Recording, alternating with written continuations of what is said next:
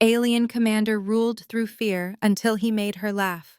The combat pit was a cauldron of violence, thick with the scent of scorched metal and sweat beneath a harsh, violet sky. Marcus stumbled to his feet, the raw, sun-baked sand grinding into the scrapes on his knees. The roar of the crowd pressed on him from all sides, a living sea of blue-skinned faces, teeth bared and eyes fever-bright. Overhead, the sun hovered like a dull blade.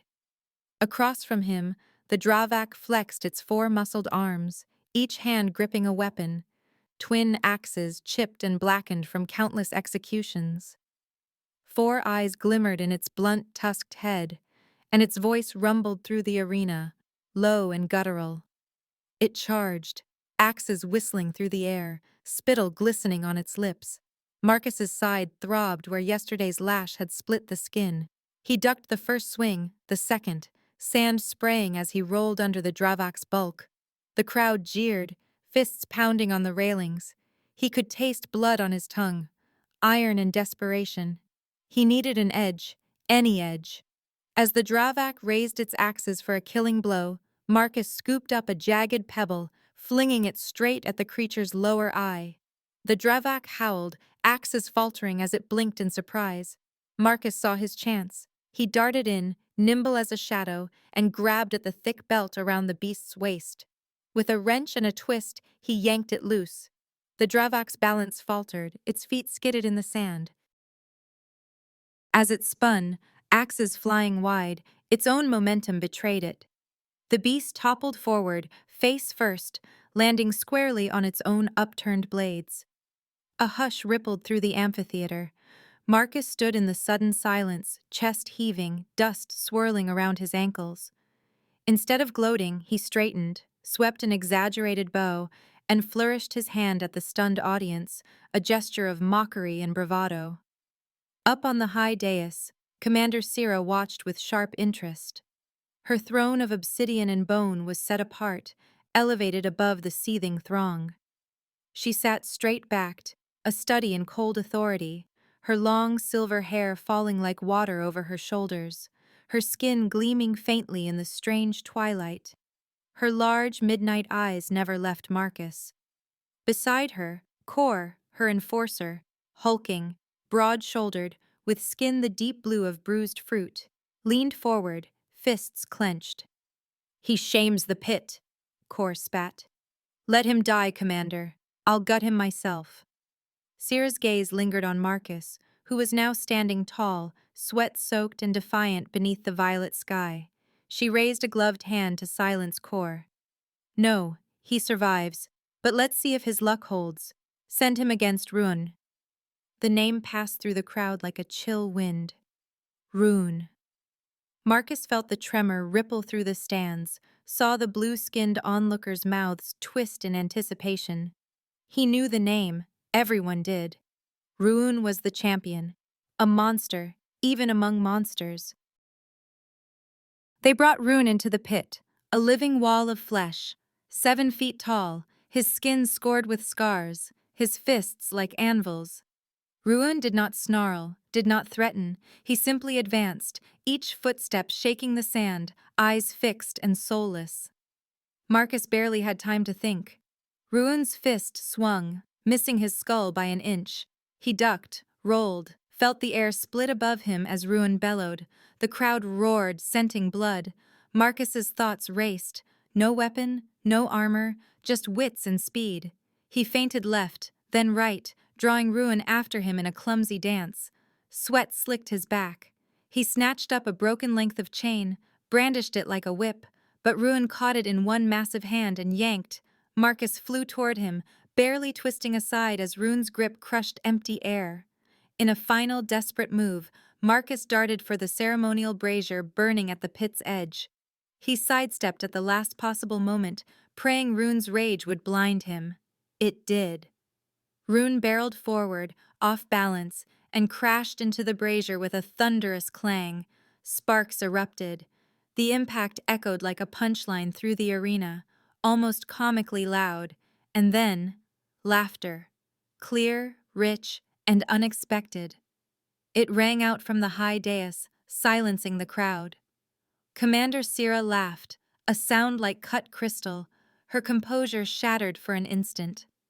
The entire amphitheater froze, every eye turning to her, shocked by the break in her cold veneer. Sira's laughter died as quickly as it had come. She leaned forward, her gaze now softer, unsettled. "Spare him," she ordered, voice carrying across the stunned silence. "He amuses me." Cor glowered, jaw working, but dared not argue. Marcus, trembling and bleeding, was dragged from the pit by 2 guards and passed to the healer, Vec, a wizened figure who tutted over his injuries, rubbing pungent salve into his wounds. Later, 2 guards escorted Marcus down a torchlit corridor to the private quarters of Commander Sira. The doors parted silently. The room was all shadows and pale stone, the air perfumed with unfamiliar spices. Sira awaited him, standing by a wide window, no armor now, only a loose flowing robe that caught the light and shimmered with her every movement. She circled him, barefoot, her gaze searching. "You have a talent for chaos, human," she said, voice both amused and edged with something darker. "I tire of dull warriors and duller speeches. You will serve as my storyteller, my personal amusement, for as long as you survive." Marcus met her gaze, defiant but wary. "You want stories? I'll give you stories, but I'm not a trained pet." Sira's lips curved, the hint of a smile breaking through her stoic mask. "No," she said softly, "you're not. But we'll see what you become." Their eyes locked, tension thick as the violet dusk beyond the window. Marcus, battered but unbroken, nodded once. In that electric moment, captor and captive stood on uncertain ground, each drawn to the other by curiosity and something stranger, both aware that everything had just changed. A new rhythm emerged. Each evening, as dusk spilled indigo over the city's spires, Marcus, still limping, was led through the labyrinthine halls by silent guards to Sira's chambers. The room was both austere and opulent, a stark space softened by alien silks draped from ceiling beams, shimmering with opalescent threads, and trophies displayed in glass. A scorched helm, a petrified blossom, a crystal fang the length of Marcus's forearm. The light from crystal lamps painted everything in shifting hues, sometimes cool blue, sometimes amber gold, never quite the same twice. On the first night, Marcus sat on a low cushion, his eyes drifting over the room's strange treasures. Sira reclined opposite him, her posture so rigid she seemed a statue, her gaze unwavering. "Tell me a story," she commanded, her voice even but edged with expectation. Marcus drew a slow breath, searching for something that would not be mistaken for boasting. He began not with epic battles or grand betrayals, but with the tale of a general, undone not by war, but by cheese, a moldy wedge discovered in his boot before a crucial speech. "The army called him General Bluefoot from then on," Marcus said, spreading his hands. "He marched into legend, not for conquest, but for the aroma trailing behind him." Sira's brows drew together in confusion. "He was not executed for this disgrace?" Marcus grinned, shaking his head. "No, he was celebrated. The soldiers invented songs about his cheese. It made him one of their own." She considered this, eyes narrowing. "You humans reward incompetence?" "Sometimes we reward survival with a laugh," Marcus replied. "It's how we keep from breaking." And so it went.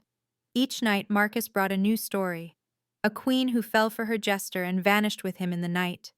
A thief who swapped a crown for an onion and ruled for a week before anyone noticed. The legend of the invisible duck that haunted a palace pond and drove royal gardeners mad with mysterious quacks. Sira listened, her face a study in tension, as if she wrestled with the strange logic of human humor. Occasionally, a flicker of a smile touched her lips before vanishing beneath the mask of command. Marcus made a game of it, hunting those rare, softening moments in her eyes. On the 4th night, he dared a question. "Has anyone ever told you a story, Commander?" Or do you only hear reports? Sira's fingers tapped the arm of her chair. Reports, deeds, sometimes confessions, stories are uncommon. They are considered distractions. Marcus shrugged. Maybe distractions are what keep us sane. He pressed further, his wit growing sharper as the days passed and the bruises faded. Their exchanges became a duel, words clashing in the air between them. One evening, Sira seemed especially guarded, her responses clipped, her gaze flickering toward the window where the city glowed cold and distant. Marcus watched her, curiosity burning. You laugh at my stories, even if you try to hide it.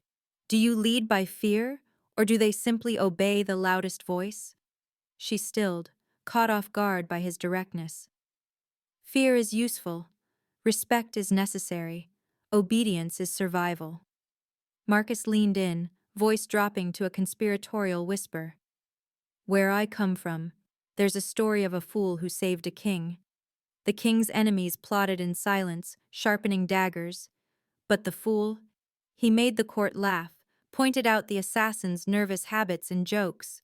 He survived every purge, became the king's most trusted advisor, not because he was feared, but because he was beloved. Sira's eyes narrowed, her mind working. Beloved, she echoed, as if tasting the unfamiliar word. And the fool? He ruled? No, Marcus replied, a grin tugging at his lips. But the people remembered him longer than the king. The tale lingered in the charged quiet. Sira seemed unsettled, her posture less rigid, her mind turning over possibilities. On another evening, Marcus risked a sly jab at Dravak pride. He mimicked the guttural snort of the pit beast, puffed his chest and declared in a booming voice, no creature can match the Dravak for wisdom, except, perhaps, a slightly clever rock. Sira's mouth twitched. The laugh that followed was soft, involuntary, a breathless sound of surprise, as if she'd discovered laughter for the first time. Her eyes found his, wide and unguarded, and for a heartbeat, all the distance between captor and captive fell away. She approached, the lamplight catching on her pearlescent skin. Her hand reached for his wrist, tracing the pale scars left by shackles. Her touch was impossibly gentle, a whisper of warmth on his skin. Marcus felt the air change, dense, alive with unspoken promises and risk. He held her gaze, voice unsteady. Stories are dangerous. They make us feel things we shouldn't. Sira's hand lingered, her thumb brushing over a scar. I have felt too little, for too long. From the shadows at the edge of the room, Kor watched. His massive frame was almost hidden, but his eyes burned, cold and suspicious. Each night he appeared, sometimes as silent as the statues flanking the throne, sometimes with orders disguised as polite inquiries. Now, his gaze flickered between Marcus's wounded wrist and Sira's softening face, his jaw clenched in jealous fury. To Kor, Marcus was not just a curiosity, he was a threat, a crack forming in the foundation of Dravak authority. The air in Sira's chambers grew colder as the weeks slipped by. Outside, the wind keened along the stone eaves. But inside, Marcus and Sira's conversations deepened. They spoke not only of absurdities and legends, but of real pain and regret. One night, Sira entered with fresh blood drying on her gauntlets, her eyes rimmed red. She dropped into her chair, weary and silent. Marcus hesitated, then began to sing, a low, mournful ballad in the human tongue, the melody curling in the quiet air like smoke. He sang of soldiers lost on distant fields, of the ache that lingered when the fighting was done. His voice trembled, raw and honest. Sira listened, her breathing slowing, her eyes shining in the half-light. When the last note faded, the silence between them was thick and fragile. She rose, crossing the space in 2 long strides. Her hand cupped his jaw, fingers trembling, her lips pressed to his, fierce, searching, a kiss that was less an invitation and more a challenge. It was a collision of want and loneliness, of hope and doubt, as if by touching him, she might finally understand what it meant to be human, or simply to feel. Marcus responded in kind, his hands gentle at her waist, the kiss deepening with urgency and need. In that moment, the world outside vanished. The city, the guards, even Kor's dark gaze. There was only Syrah's warmth, her lips claiming his, and the wild, impossible possibility of connection in a place built on suffering.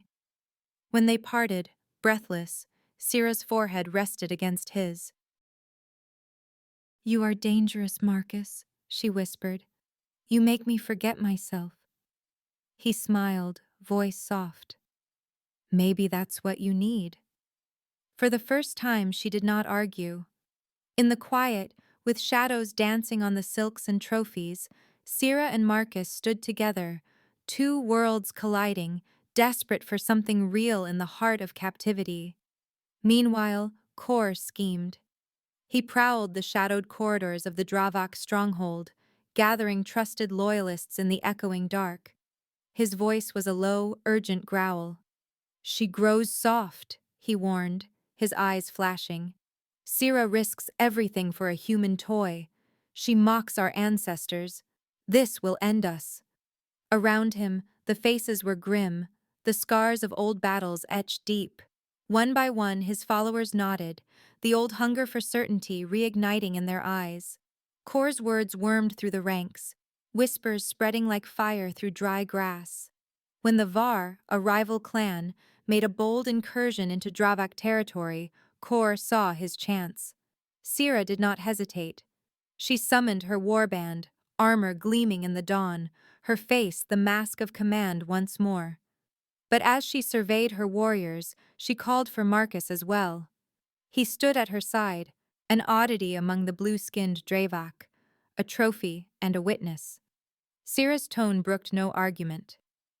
"You will see what it means to lead, Marcus, and they will see I am no one's puppet." He bowed with mock gravity. "Wouldn't miss it for the world." The march was brutal, the air thick with dust and anticipation. The warband crested a ridge at noon, spears bristling, the Var's banners fluttering in the shimmering heat below. Marcus hung back, flanked by two silent guards, watching as Syrah strode to the front, her presence undeniable. The battle that followed was chaos incarnate. The Var charged, blades flashing. Dravak warriors howled, their charge a wall of muscle and rage. Syrah was a storm at the center, cutting down foe after foe, her silver hair wild, her eyes black with fury. Marcus, half hidden behind a battered supply cart, watched the tides of violence crash and recede. He saw strength, yes, but also something dangerous. The Dravak fought with brute force, little cohesion, no patience for strategy. When a Var feint nearly broke their flank, only Syrah's raw will held them together. She bellowed orders, her voice slicing through the din. "Hold the line! With me!" But amid the confusion, Marcus noticed something strange.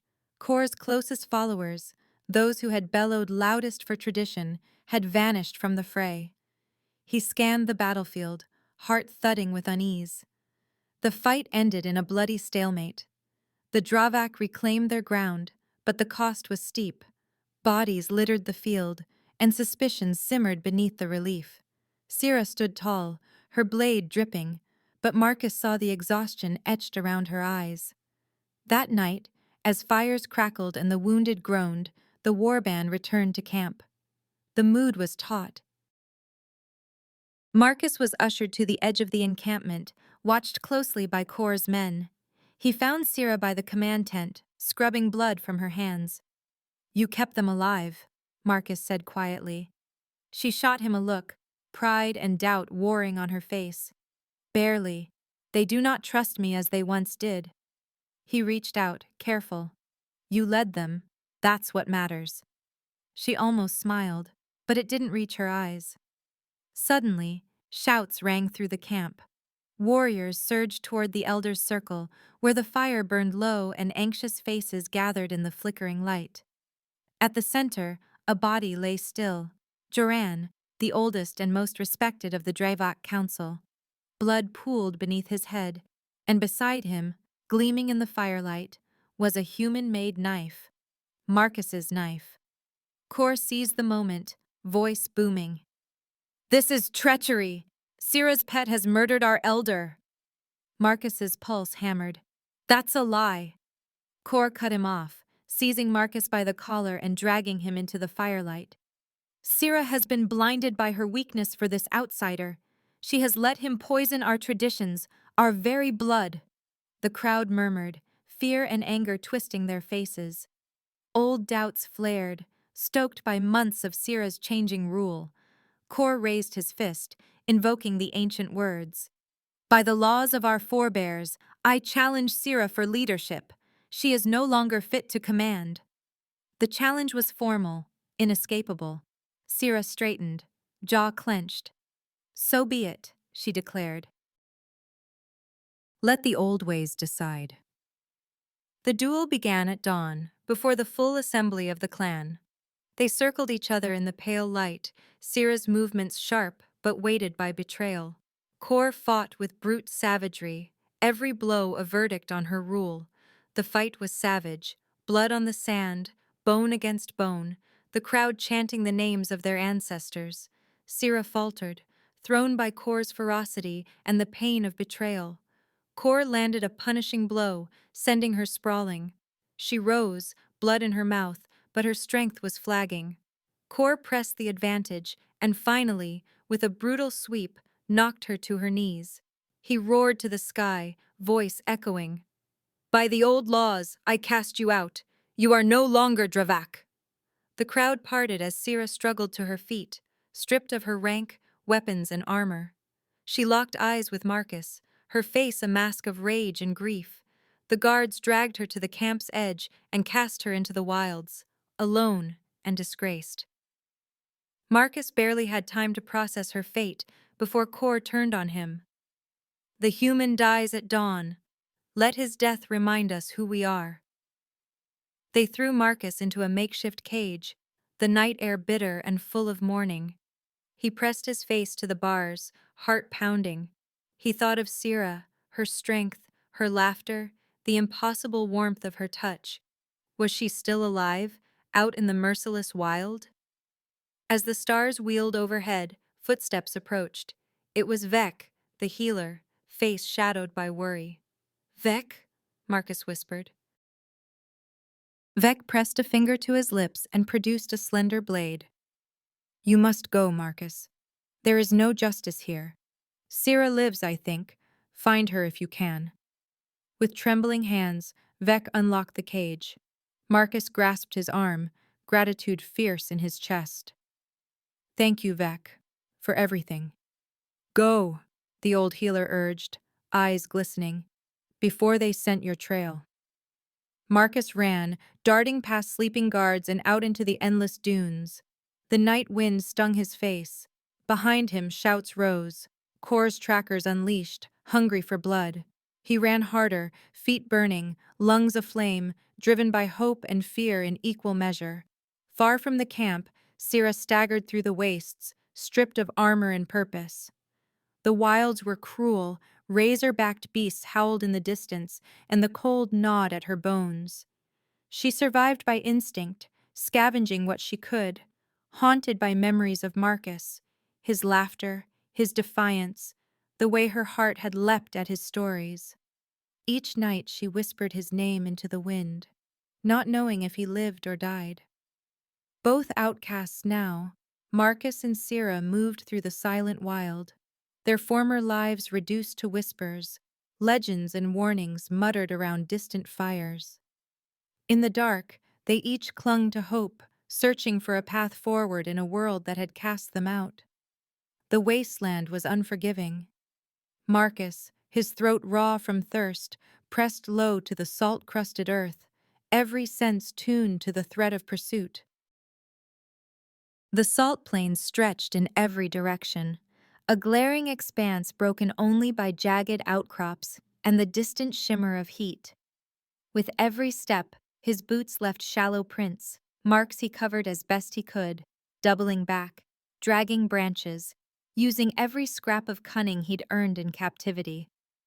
Once, he glimpsed Dravak trackers on the horizon, blue-skinned, spear-toting shadows, tireless in their hunt. He moved only at dusk or in the deep hours of night, huddling beneath rock ledges by day, gnawing on bitter roots and insects. Hunger gnawed at him, but he forced himself onward, the memory of Sira's exile stoking his resolve. He would not die here. Not yet.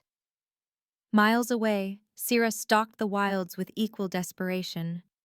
The exile's mark still burned on her arm, a dark brand against pale skin. She moved barefoot, abandoning armor and pride for silence.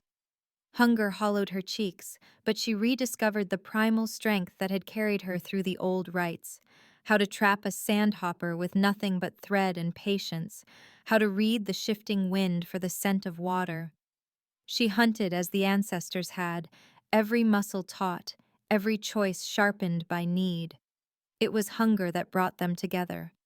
In a narrow ravine, the only patch of shade for miles, a mottled desert lizard scurried from the shelter of a stone. Two shadows moved as one human, one Dravak. Sira froze, crouched low, her fingers curled around a jagged stone. Marcus, half hidden behind a tangle of dead brush, watched her with wary amusement. He broke the silence first, voice hoarse but unmistakably sardonic. "Careful. That one bites. Had a cousin like it back home. Lizard stole my lunch for a week." Sira's eyes narrowed, but the edge of a smile threatened her lips. "You look worse than the lizard, and smell it too." Marcus straightened, hands raised in mock surrender. "Truce then. I'll share, if you don't try to eat me instead." For a heartbeat, old roles bristled between them. Commander and captive, ruler and rebel. But the exhaustion in Sira's posture, the familiar defiance in Marcus's eyes, broke the tension. "Truce," she said, lowering the stone. The lizard darted for freedom, but Sira was faster, her hand snaring it with silent precision. They shared the meager meal, crouched in the scant shade, watching the buzzards circle overhead. Their partnership began as necessity. Marcus showed Sira how to set snare traps using twisted vines and bent sticks, how to find edible bulbs beneath the dry earth. Sira, in turn, taught him to walk with the wind at his back, to blend with the shadows, to listen for the subtle shift in birdsong that meant danger. They argued over every tactic. Marcus, chewing on a stringy strip of lizard, grinned. "You Dravak fight like thunder, but sometimes a little mischief goes further than a war cry." Sira shot him a sidelong glance. "Mischief did not save us from exile." "No," Marcus agreed quietly, "but it's going to get us out of it." That first night, the cold pressed in, merciless and deep. They huddled close, backs pressed against the ravine wall, the warmth of shared breath dissolving the last barriers between them. Sira's hand found Marcus's in the dark, fingers tracing scars and calluses. He squeezed gently, and in that simple gesture, trust was rebuilt. They spoke in whispers, voices tangled in the hush of the wasteland. "I trusted Kor," Sira admitted, the words brittle as frost. "He was my oldest ally. I thought I could guide him." "Sometimes it's the ones closest who cut deepest," Marcus replied. "I should have seen it coming. I let myself believe I mattered more than a symbol." "You do," she said, voice fierce. "Not as a symbol, as you." He drew her close, their foreheads touching. "Then let's make it matter." In the days that followed, their intimacy became a rebellion, a spark in the void. They laughed over shared failures, argued over tactics, and nursed each other's wounds. Each night, as the cold deepened, hands found hands, and the loneliness of exile melted into something bolder. They moved through the wasteland together, two shadows in a world that wanted them gone. They scavenged, they fought, they survived. They became more than partners. They became possibility.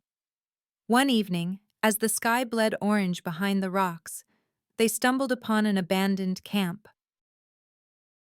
The scent of smoke lingered, and footprints, Dravak, but not Kor's hunters, crisscrossed the dust. Marcus gestured for silence. Sira melted into the shadows, every sense alert. A whisper reached them. "Who goes there?" Marcus answered first. "Friends. Or at least, not enemies." Figures emerged from the dusk, tough, wary, blue-skinned Dravak, each bearing the marks of exile. At their center stood a familiar shape, older, bent, but unbroken. Sira's breath caught. "Joran?" The elder's eyes gleamed. "Reports of my death, it seems, were greatly exaggerated." They embraced, fierce and brief, and Joran's gaze swept over Marcus. "And you, human, you survived."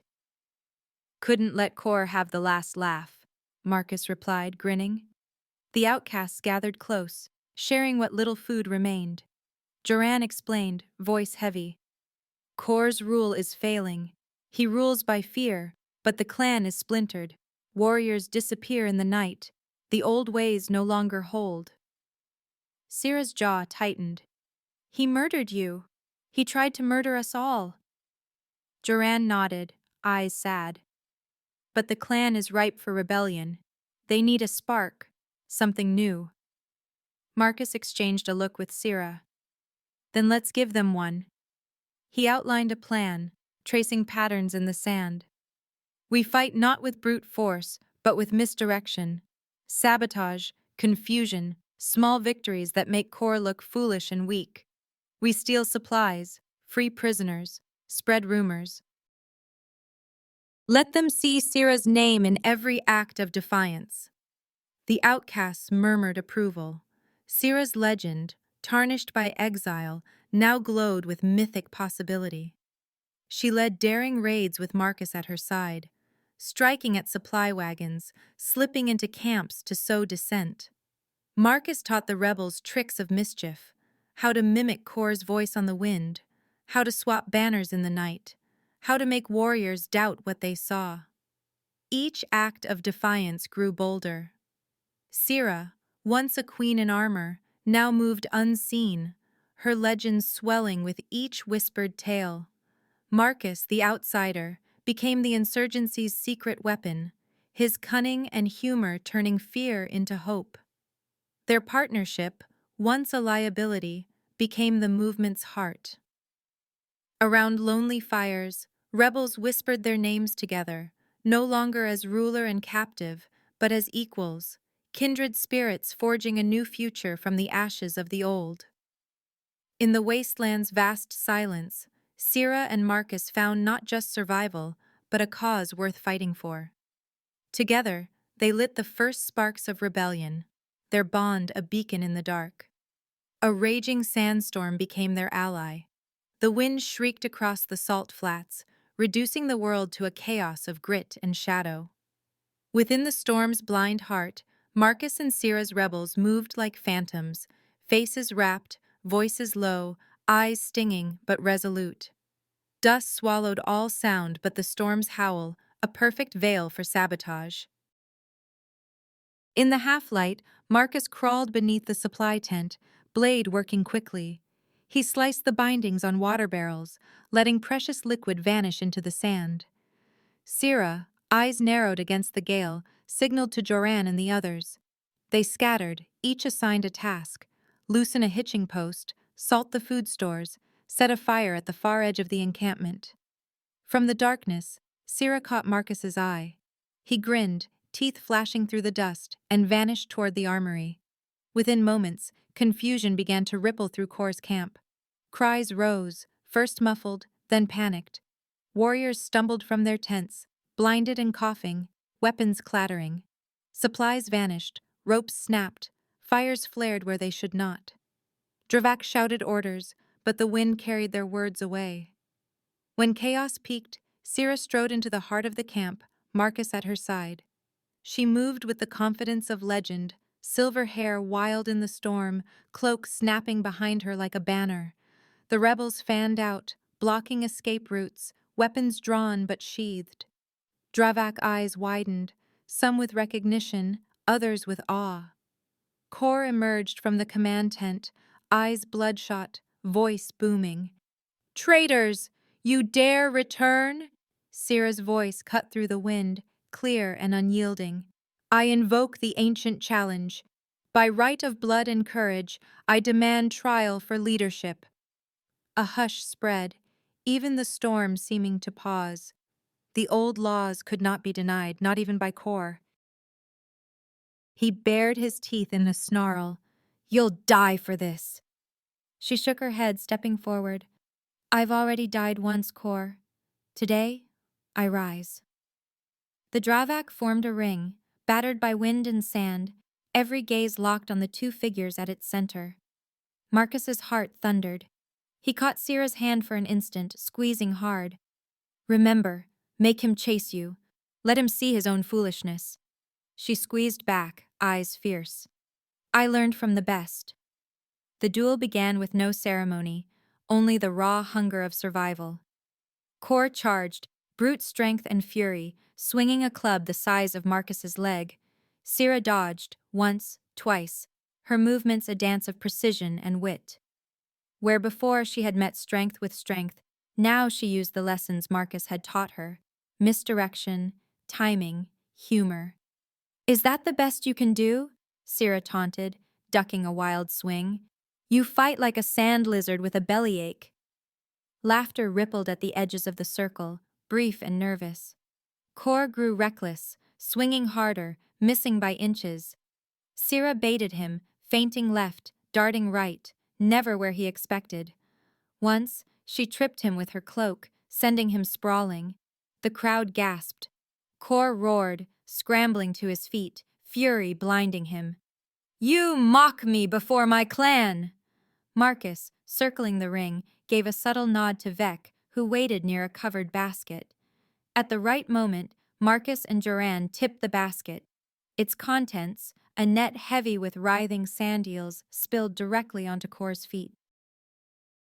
The creatures lashed and squirmed, slithering up his legs, tangling around his ankles. Kor shrieked, a sound more animal than warrior. He danced and flailed, desperately tearing at the net, his weapon forgotten. The sight shattered the last of the clan's fear. Laughter erupted, tentative at first, then raucous, rising in waves. Syrah strode forward, stopping inches from the fallen champion. She stood over him, every inch the ruler, her voice ringing. "A leader bested by eels is no leader at all." The laughter doubled, rolling through the camp, echoing off the stone. For a moment, even the storm's fury seemed to lessen, the sound of release and renewal stronger than the wind. Kor, humiliated, was stripped of his rank on the spot. The oldest warriors dragged him away, shoving cleaning rags and a broken water bucket into his hands. Syrah watched, chin high, then turned to the clan. "No more rule by fear," she announced. "From this day, we choose strength and wit." She turned to Marcus, drawing him beside her. "This is Marcus, my consort, the shadow jester, guardian of the new ways." A roar of approval met her words. Vec, beaming, clapped Marcus on the shoulder. "You've changed us, human. Never thought I'd see Dravak warriors singing human songs." That night, the feasting hall blazed with light and life. Long tables groaned with food, whatever had survived the sabotage in the storm, while Dravak and rebels mingled, suspicion melting into curiosity and then friendship. Syrah presided, radiant in her triumph, Marcus always close enough to catch her eye. The clan's laughter was unrestrained, rolling through the vaulted space. Human ballads clashed with Dravak battle chants, and soon both were mangled together, voices rising in gleeful discord. Marcus led a round of his favorite off-key tune, Dravak warriors joining in with a cacophony that left everyone gasping for air. Syrah leaned close, voice soft for Marcus's ears alone. "I never thought laughter could sound like victory." He smiled, brushing her hand with his. "Sometimes it's the only thing that does." Publicly, their affection was understated, a lingering glance, a touch at the elbow. In private, their love was a fire. After the revels, in the quiet sanctuary behind the throne, Sira pulled Marcus into her arms, fierce and unrestrained. "You gave me back my clan," she whispered against his lips. He tangled his fingers in her hair. "You gave them a future." As days passed, Marcus's stories became tools of leadership. He wove lessons of cunning and humor into council meetings, reshaping old prejudices. "A clever mind can turn aside a sword," he told young warriors, "and sometimes a joke will save your skin when a shield cannot." Sira listened, encouraging the new tradition. Vec, now her trusted advisor, dubbed Marcus the Shadow Jester, protector of the clan's spirit. Their bond was the new legend. Sira's strength fused with Marcus's wit, inseparable and inspiring. The Dravak learned to trade where once they raided, exchanging goods and stories with neighboring peoples. Laughter and song filled the feasting hall each night, a reminder of how far they had come. Side by side, Sira and Marcus remade the Dravak, forging a future out of hardship and hope. In the echoes of raucous laughter and new beginnings, they found not just survival, but joy, and a love stronger than exile, stronger even than fear. News of Sira's unusual rule spread swiftly, borne on merchant tongues and the wary reports of spies. Where once the Dravak had been feared only for their brutality, now their name traveled with stories of feasts, laughter, and prosperity. Some rivals mocked, dismissing tales of a human consort and a clan that sang foreign ballads at their fires.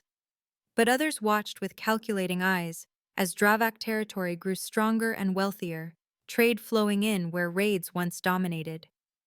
Sira's new order stood on two pillars: Dravak power and human cunning, neither diminishing the other. It was a balance none had seen before, and it brought unease as well as admiration.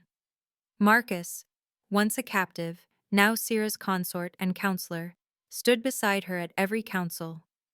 Together, they guided the clan, their decisions woven from both tradition and innovation. The world beyond their borders was restless. When the first scouts brought word of a vast war host sweeping across the eastern plains, anxiety shivered through the Dravak camp. The name that led the rumors was one spoken with dread: Marn, the infamous warlord, a conqueror whose banner was a black sun. At the war council, voices rose in anger and fear. "Marn comes with hundreds. Their blades have cut down every clan in his path," barked a veteran. "We must meet him head on, show our strength." Sira's gaze swept the room, cool and steady. "We have seen what strength alone brings. It cost us too much." Marcus, leaning forward, tapped the map with a crooked smile. "He expects a straight fight. Let's give him the unexpected instead." Joran, now a close advisor, frowned. "You would have us hide?" "Not hide," Marcus countered, his eyes dancing with mischief, "but outwit, make his numbers count for nothing. Marn thinks we're brutes. Let's prove him wrong." Sira nodded. "We fight on our terms. Marcus, show them." Together they laid out their plan. The Dravak would not face Marn's horde in open battle. Instead, Marcus's bold strategy would turn the enemy's expectations against them. Scouts lured Marn's vanguard toward hidden springs, each one carefully poisoned with a blend of desert roots that sapped strength without killing outright. Dravak tricksters set confusion traps, false trails that circled endlessly, pits disguised with brush, and mirrored signals that sent enemy messengers running in circles.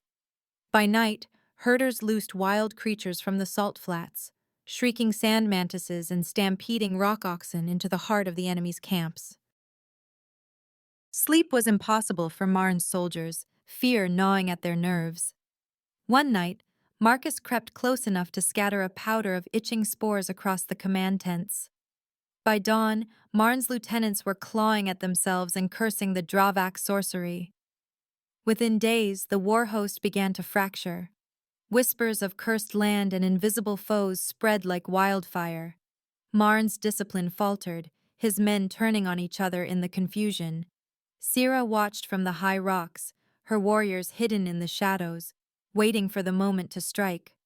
When the enemy was at its weakest, leader exhausted, supply lines cut, morale broken, Sira called her clan to arms.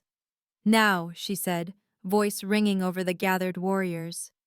We show them Dravak courage and Dravak wit. The attack was swift and merciless, but there was no glory in slaughtering a broken foe. The Dravak pressed the enemy hard, but Sira called the retreat when the rout began. She would not rule by terror. She would not become Marn. After the dust settled, Sira climbed the old pit's rim, the very place where Marcus had first survived, first dared to bow to his captors. The clan and its allies gathered below, bloodied but unbowed. Marn's shattered banners littered the field. Marcus joined her at the summit, his arm around her waist. For a moment, silence hung, a question trembling in the air. Then Sira threw back her head and laughed. It was not the cold, brittle laugh of a conqueror, but the joyous sound of a survivor. Her warriors one by one joined her, laughter swelling, rolling through the camp, rising to the alien heavens. Marcus grinned at her side. Told you a joke can win a war. Sira squeezed his hand, eyes shining. And a clever fool can save a kingdom. The laughter was not just relief, it was the sound of a new era. Warriors who had once snarled at Marcus's tales now demanded more, chanting for the shadow jester to recount how Marn's proudest general had been undone by an invisible duck and a pit of sand eels. The feasting that night was unlike any before. Old wounds faded over shared wine and song. Dravak and human customs mingled. Strong drink, wild dances, and off-key ballads. Sira and Marcus stood together, not as ruler and trophy, but as equals. Her strength and his cunning intertwined, visible for all to see. In the new order, their romance was no longer a dangerous secret. The clan toasted their bond openly, warriors raising cups to the queen who laughs and the jester who wins wars. Children mimicked Marcus's sly grin and Sira's stern command, dreaming of futures where laughter and loyalty walked side by side. At council, Sira and Marcus ruled as partners, their decisions tempered by trust and affection. Sira was still fierce, but now she weighed her power with Marcus's humor. He, in turn, learned the dignity of command and the burden of every choice. They argued sometimes, over tactics, over treaties, over whose turn it was to calm a fractious youth, but their disagreements only sharpened their bond. Vec, the healer-turned advisor, watched with pride. "We are changed," he declared at the next gathering. "The shadow jester guards our spirit. The queen gives us courage. Together, they are the heart of the Dravak." Trade blossomed where once only raiding had ruled. Neighboring clans sent emissaries, curious to see this new strength. The Dravak became renowned not just for their power, but for their wit, their ability to turn foes to friends, to solve conflict with laughter as often as with steel. Under the alien stars, Sira and Marcus built a future that no one had imagined. Their private love remained fierce and unrestrained, a fire that blazed in the quiet moments after council, in the laughter they shared late into the night. But now, that love was also the public heart of their people, a living promise that something new, something better, could rise from even the bitterest exile. Where once Sira had ruled alone, by fear and force, she now ruled as an equal, her laughter echoing across the land. And Marcus, the human who had survived the pit with wit and nerve, stood beside her, not as a pet or a prize, but as the partner who had taught a warlord to laugh. Together they led the Dravak into a new age, one where loyalty and joy flourished beneath the alien stars, and the greatest victories were won not just with blood, but with the indomitable spirit of those who dared to love, to laugh, and to lead side by side. That's the end of the story. You can leave us a tip or become a channel member. This greatly helps our team improve the quality of our videos. You can send a tip using the Super Thanks button right below the video. We truly appreciate each and every one of you who has subscribed and supported us.